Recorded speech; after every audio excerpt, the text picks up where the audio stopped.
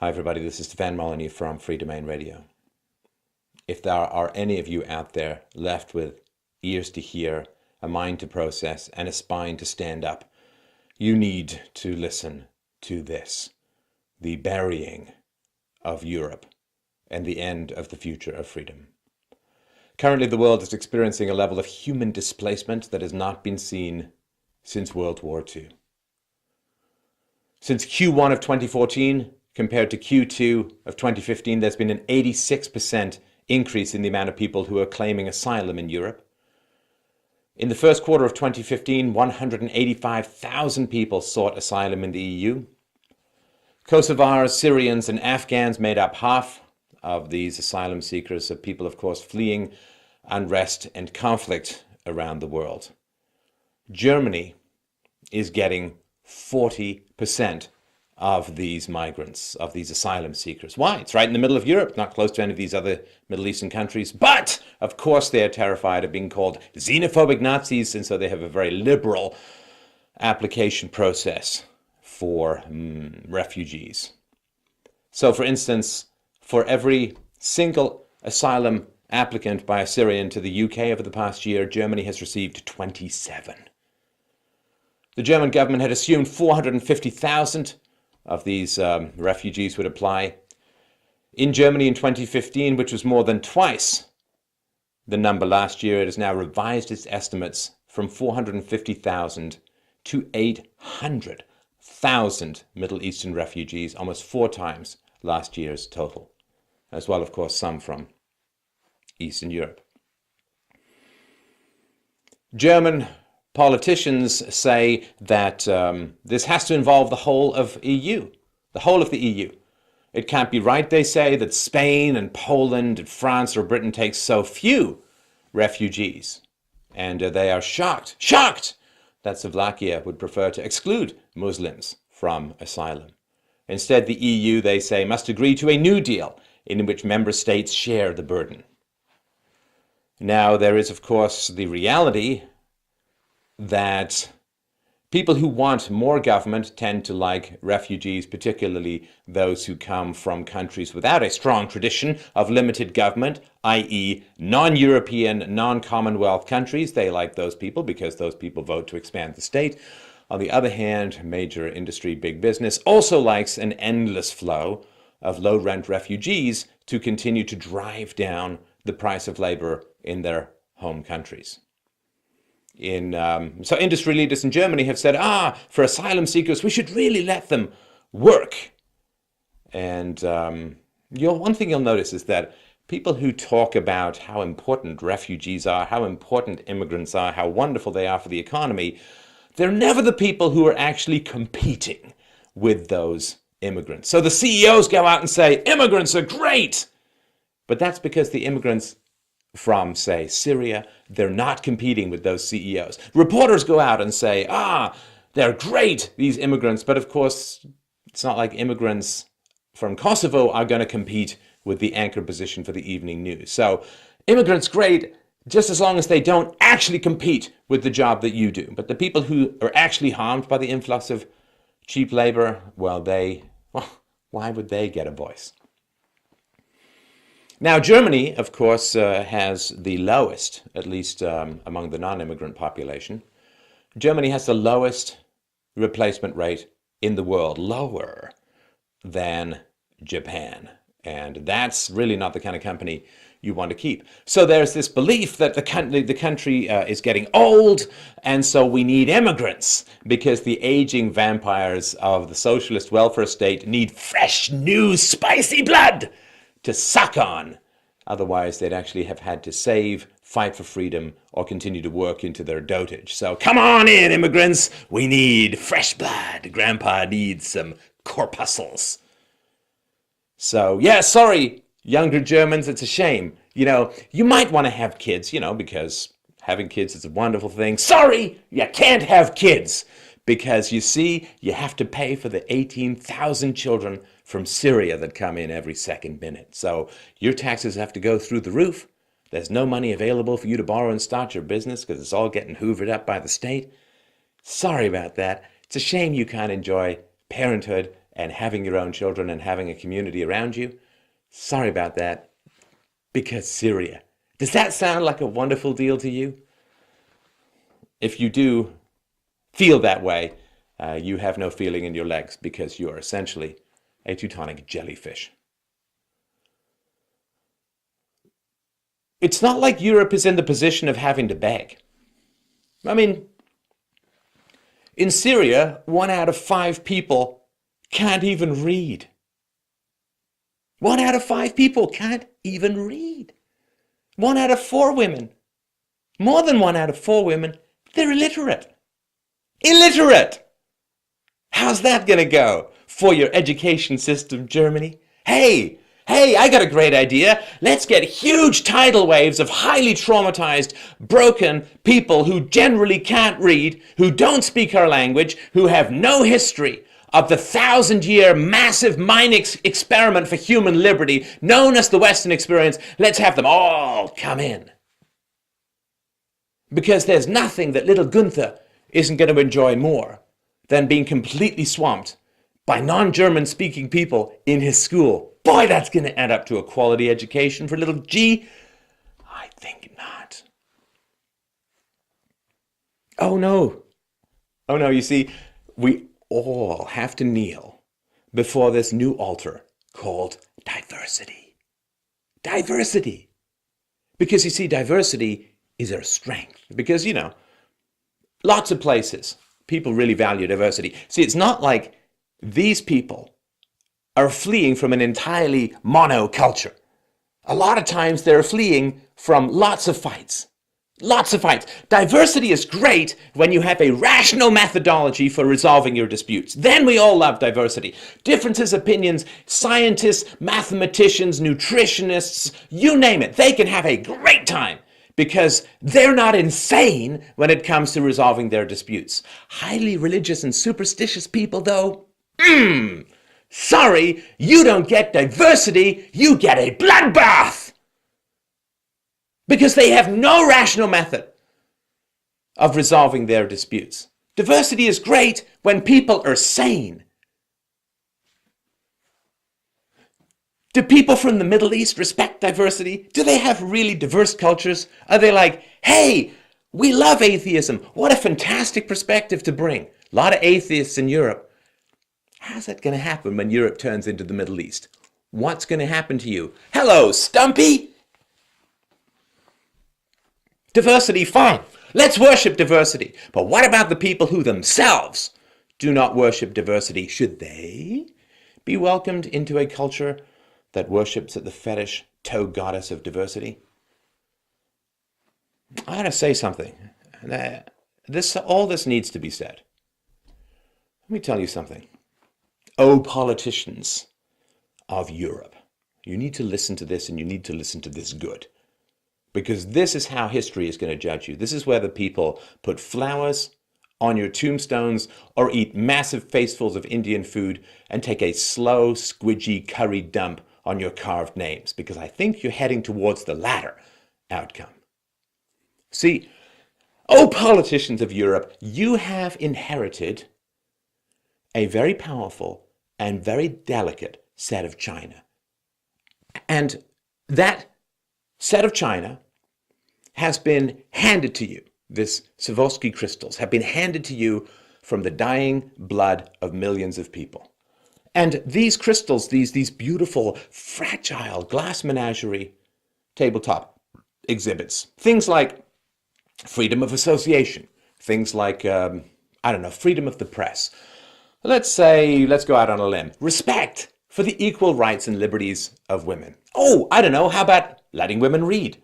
Oh, I got another one. How about universal property rights? Or a little thing called free trade?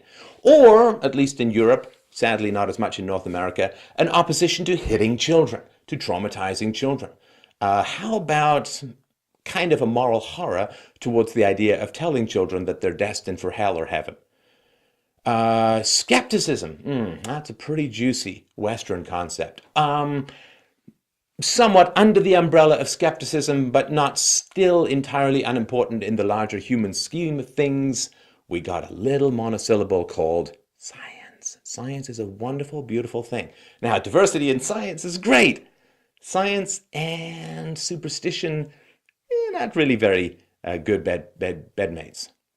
Equality before the law. This is another piece of wonderful, blood-soaked, beautiful crystal that took thousands of years to develop in the West. Oh, before I forget, a little something called, there were these two Siamese twins that generally had been flipping through the nightmare landscape of human history with fang teeth sucking on the blood, and that was the union of the church and the state.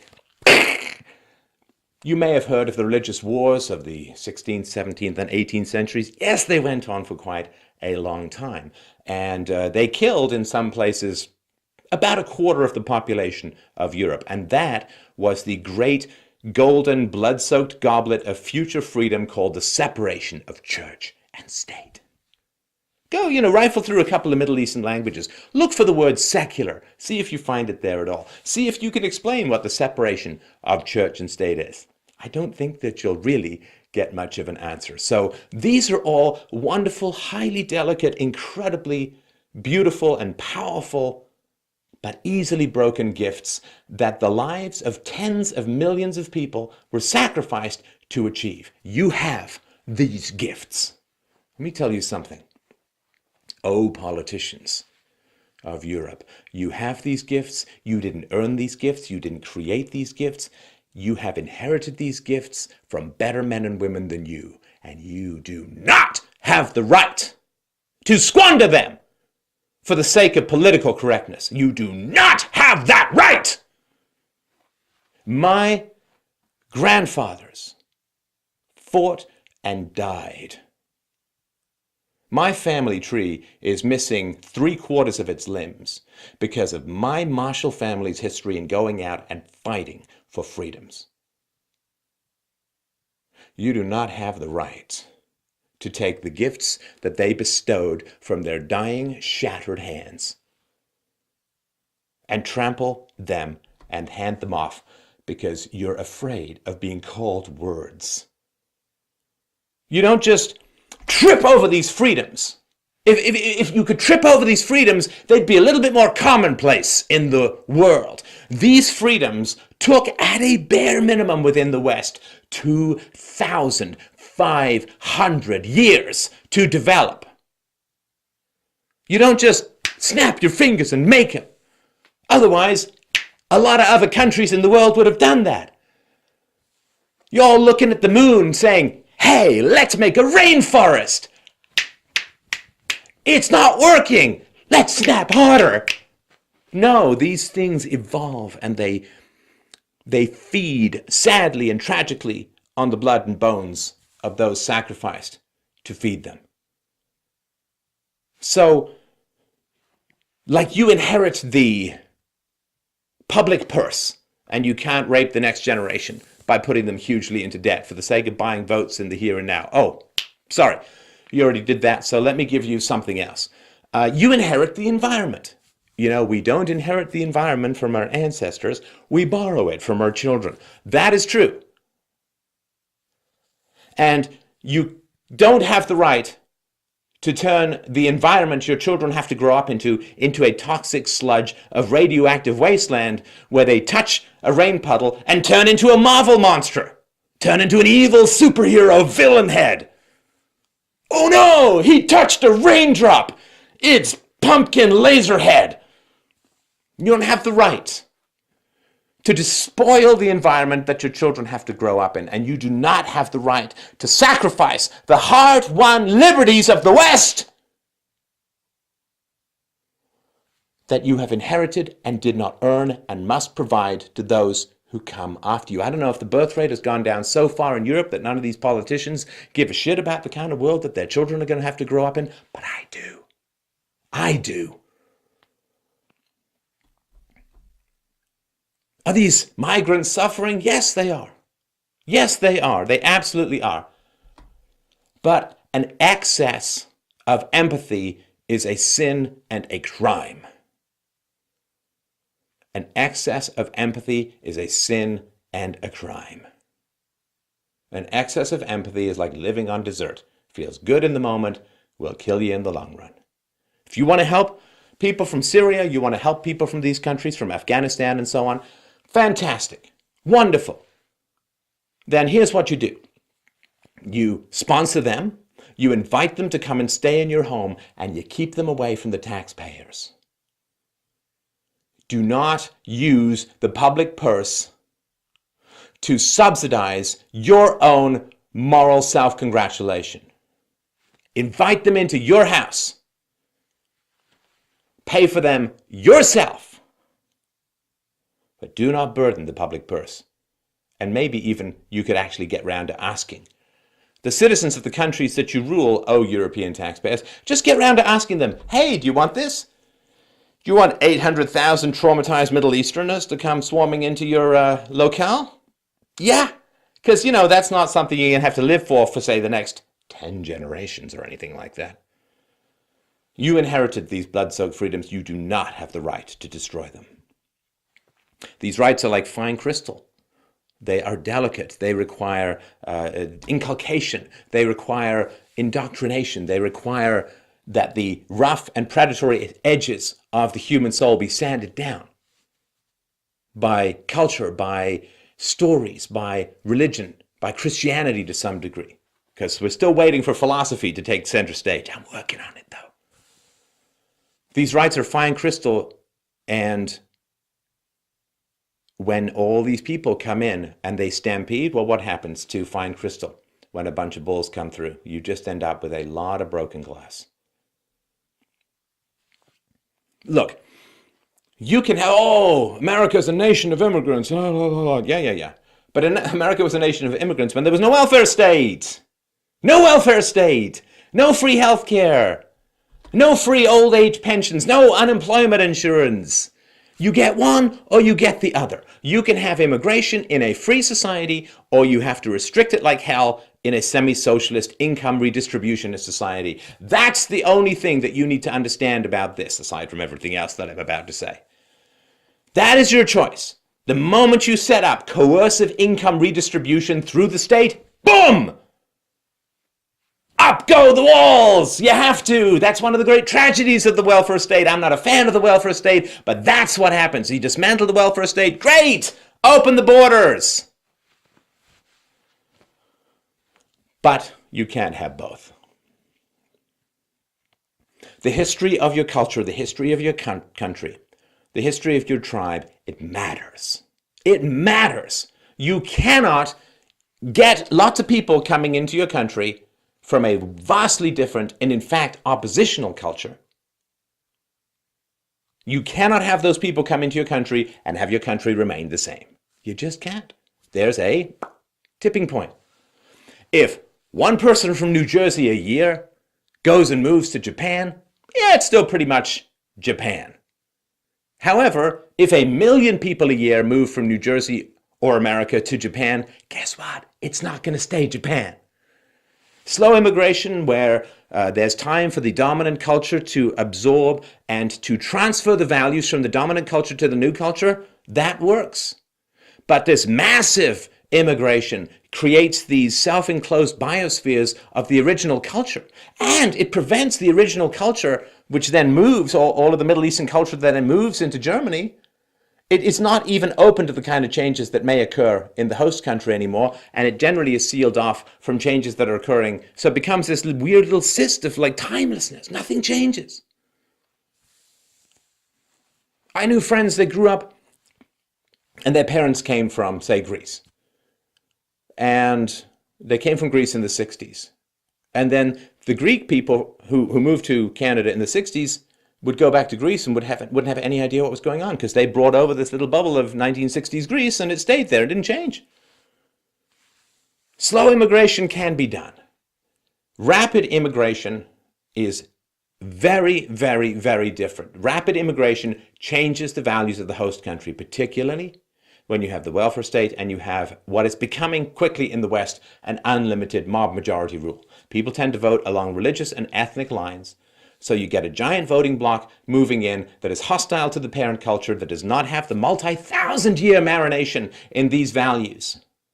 You know, ask the average person from Syria, hey, what's the Magna Carta? I don't know, maybe ask the average Westerner, I don't know anyway. What are rights? What is the status of women? How should we raise children? They won't know, and their not knowing will overwhelm everything that you have learned.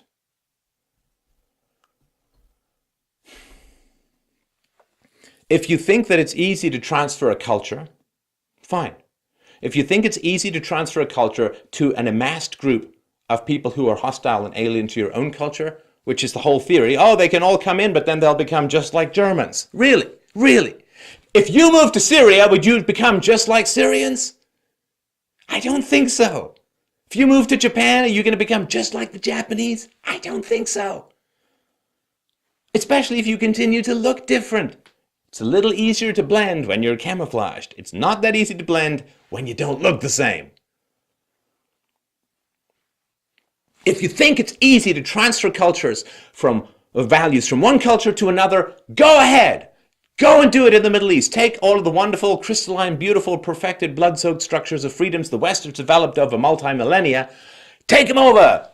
Take them over to Iraq. Take them to Saudi Arabia. Take them to Syria. Take them to Lebanon. Take them. Off you go. Off to Iraq with you. Go make your speeches and go bring them your values. I think we know how that's going to go. Hello, Stumpy! God.